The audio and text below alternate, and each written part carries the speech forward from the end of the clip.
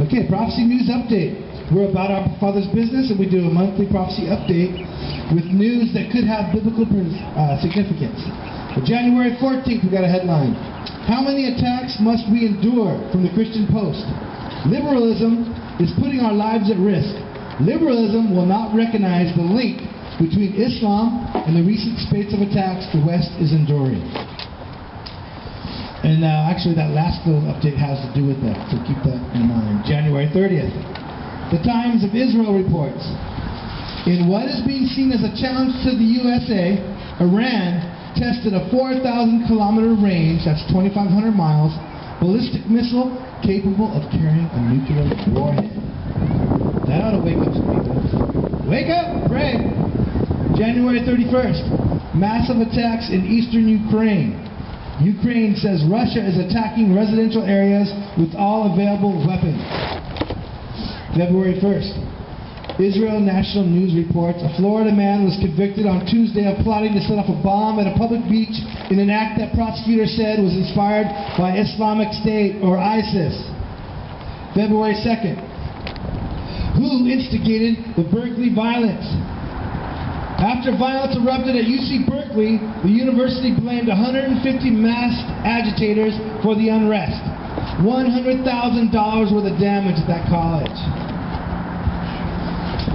I personally think George Soros was probably behind it. Okay. Somebody want to get those napkins are blown away? Thank you, sir. February 2nd, Breitbart.com reports, in a recent attack, some 90 Muslims stormed a Christian church in eastern Uganda, beating and tying up the men present before raping 15 of the Christian women. February 7th, NewSky.com reports, the Syrian government has executed up to 13,000 prisoners in mass hangings at a prison near Damascus, and that was all since 2011.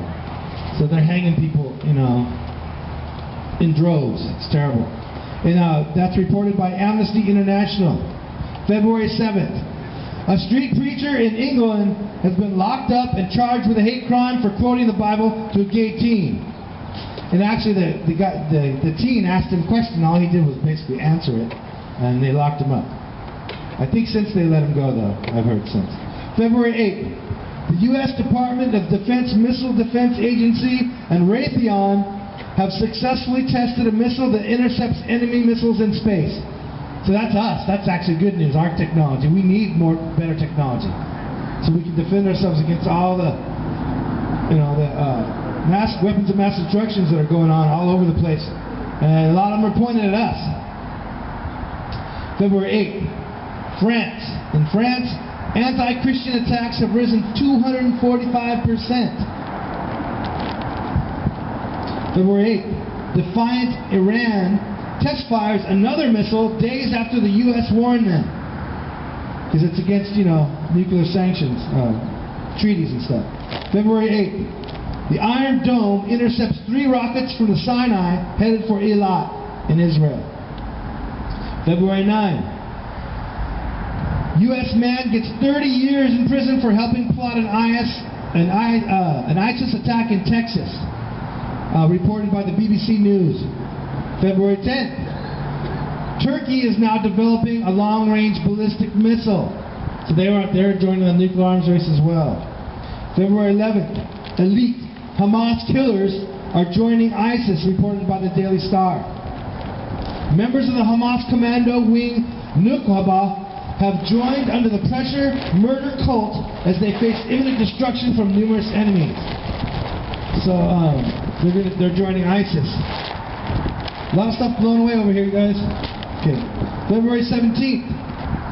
United States pledges nuclear defense for Japan, South Korea, and North Korea missile launch. After the North Korea missile launch, because Kim Il-jung, the crazy leader of North Korea, he is constantly threatening to wipe all these people out with his missiles. So now we are pledging to protect Japan and South Korea because Kim Il-jung is threatening them with his missiles. February 17th, Israeli National News reports the Hezbollah terrorist organization warned Israel it could strike anywhere in the country and even threatened to hit the nuclear reactor in Dimona in southern Israel. Now that would cause Armageddon if they did that, wouldn't it? February 18th. 21 women have been assaulted in the United States by transgenders in restrooms. Remember, we talked about that law.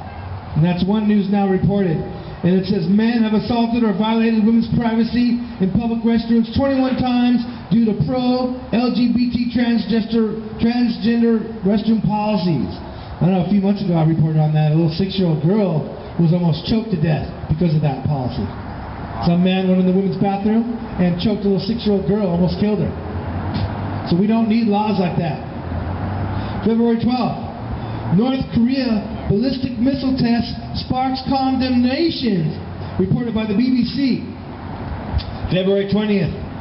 ChristianToday.com reported that ISIS released a video yesterday which called for the slaughter of Egyptian Christians.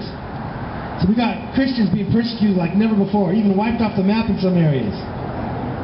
February 20th. Boko Haram, that's a terrorist group in Africa, has murdered 100,000 people and displaced 2 million people in war to wipe out Christianity in Nigeria. And that's reported by ChristianToday.com. February 21st. Threatening the U.S., Iran general says his country will be a graveyard for attackers like us.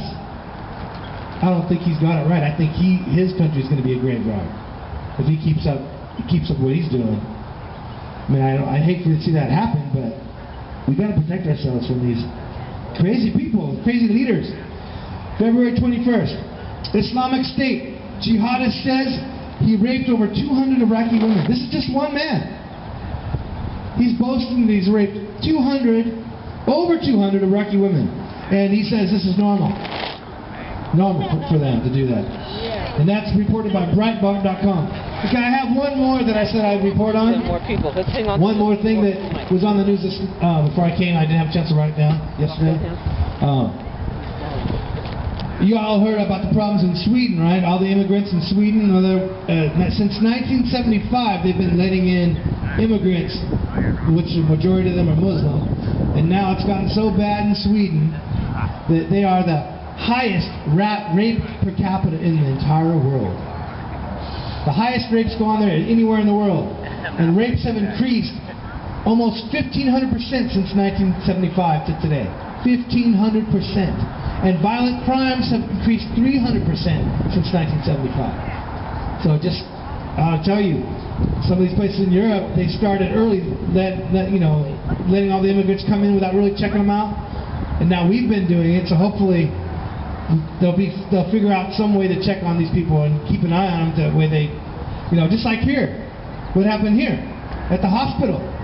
They said the guy went to the mosque here in Redlands. That's where the mosque he went to, and he killed 14 people right on this street. So, let's keep that in prayer. Let's go and pray now. Father God, I pray you protect us and wake up our leaders to be able to check out these people and keep an eye on them before they cause more terror attacks, Lord. And we pray for all the Christians all around the world that are being almost wiped off the map. Lord, we need you now. We need you more than we ever needed you. And we thank you for what we know you're going to do. We pray in the almighty name by the blood of Jesus for this, Lord. Amen.